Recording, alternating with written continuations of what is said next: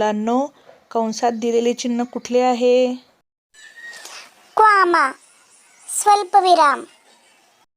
अगदी बरोबर, हे स्वल्पविराम आहे. स्वल्पविराम केव्हा वापरले जाते पहा.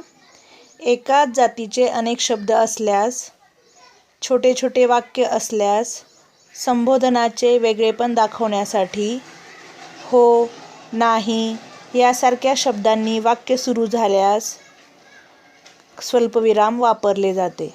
उदाहरण पाहूयात आपण. महेश, उमेश, गणेश, रमेश व सुरेश हे माझे मित्र आहेत. दुसरं उदाहरण पाहूयात. सोहम, आपण घरी जाऊ.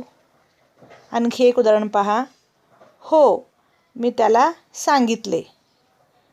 अशा प्रकारे आपण स्वल्पविरामाचा वापर करू शकतो.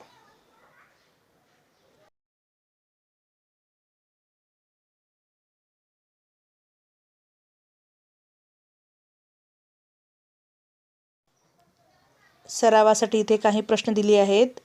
प्रश्न अ. पुढील वाक्ये वाचा व त्यात योग्य विरामचिन्ह लिहून वाक्य पुन्हा लिहा. प्रश्न आ.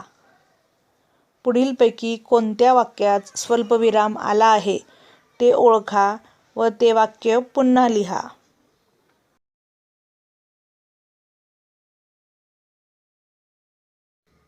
बागेतील किंवा इतर ठिकाणावरील सूचनांमध्ये स्वल्पविराम असलेली वाक्ये लिहा.